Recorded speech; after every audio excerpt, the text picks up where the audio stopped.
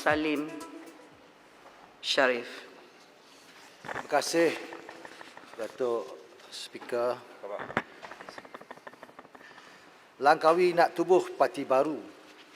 Nasib Melayu dijadikan taruhan.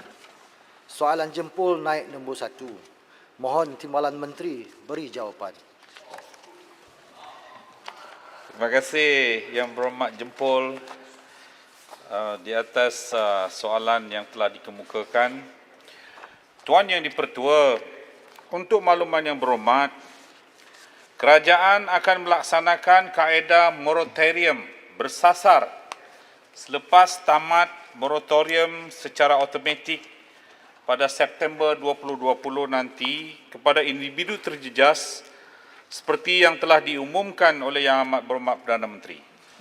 Lanjutan moratorium bersasar dan peruntukan fleksibiliti pembayaran balik khusus untuk golongan yang benar-benar memerlukan, iaitu yang pertama, individu yang kehilangan pekerjaan pada tahun 2020 dan masih lagi belum mendapat pekerjaan lain akan ditawarkan tempoh lanjutan moratorium pinjaman selama 3 bulan lagi oleh pihak bank masing-masing.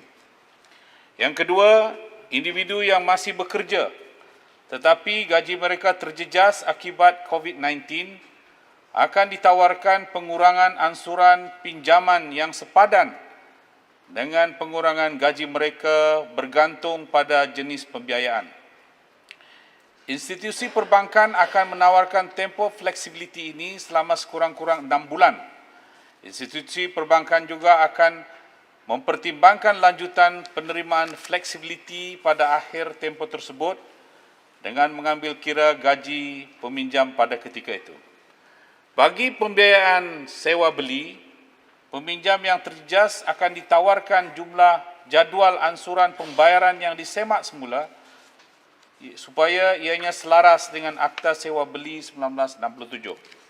Selain itu, institusi perbankan juga komited untuk memberikan fleksibiliti pembayaran balik kepada individu lain dan semua peminjam PKS yang terjejas akibat COVID-19. Fleksibiliti yang ditawarkan oleh sebuah bank akan mengambil kira keadaan spesifik setiap peminjam. Tawaran ini adalah termasuk yang pertama, membenarkan peminjam membayar bahagian faedah sahaja bagi sesuatu pinjaman dalam tempoh tertentu. Yang kedua, memanjangkan tempoh keseluruhan pinjaman bagi mengurangkan ansuran bulanan. Dan yang ketiga, memberikan fleksibiliti lain sehingga kedudukan peminjam lebih stabil bagi menyambung pembayaran balik baki pinjaman. Individu yang menghendaki moratorium ini bolehlah memohon terus kepada bank bermula 7 hari bulan 8 2020 untuk membolehkan bank mempunyai ruang yang mencukupi untuk memproses dan mempertimbangkan. Terima kasih. Soalan tambahan pertama. Terima kasih. Saya ingin juga mengucapkan ribuan terima kasih kepada kerajaan kerana cukup prihatin dengan pengumuman lanjutan moratorium serta bantuan bank tersasar kepada individu yang kehilangan pekerjaan dan mereka yang terjejas pendapatan akibat penularan COVID-19. Bagaimanapun kadar pengangguran Malaysia telah meningkat kepada 5.3% pada Mei 2020, telah mencatatkan kelebihan 800,000 penganggur. Sudah tentulah dengan kelembapan ekonomi masa kini angka tersebut tidak akan berhenti pada kadar ini saja. Bank negara juga menganjurkan pertumbuhan KDNK antara negatif 2% ke 5%. Kemerosotan KDNK sudah tentulah secara tidak langsung memberi impak kepada sumber pendapatan rakyat kita yang bekerja. Saya mengambil kira contoh Singapura. Soalan Yang Berhormat.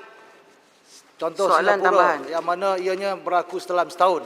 Jadi soalan saya, sejauh manakah kebolehan bank-bank di Malaysia untuk menjalani tempoh moratorium dan apakah kesan kerajaan sekiranya moratorium dilanjutkan pada semua pihak seperti masa yang telah dilangsungkan sekarang, dan apakah strategi peringkat kementerian bagi mengekang kemungkinan berlaku kadar kenaikan pinjaman tidak berbayar NPL? Mohon Menteri untuk menjawab. Terima kasih. Silakan. Terima kasih Yang Berhormat. Yang Berhormat membangkitkan berkaitan dengan adakah bank berkeupayaan untuk melaksanakan moratorium ini selanjutnya sekiranya keadaan ekonomi kurang memuaskan untuk tempoh-tempoh yang akan datang. Untuk maklumannya ahli yang berhormat, seperti mana dalam pakej prihatin dan juga pakej penjana yang telah kita kemukakan, iaitu 295 bilion dan 100 bilion daripadanya adalah merupakan inisiatif moratorium yang telah disediakan oleh bank-bank di Malaysia. Dan setakat ini sememangnya kerajaan pihak bank telah pun menanggung 66.6 bilion pakej moratorium tersebut, sehingga bagi tempoh yang telah dilaksanakan setakat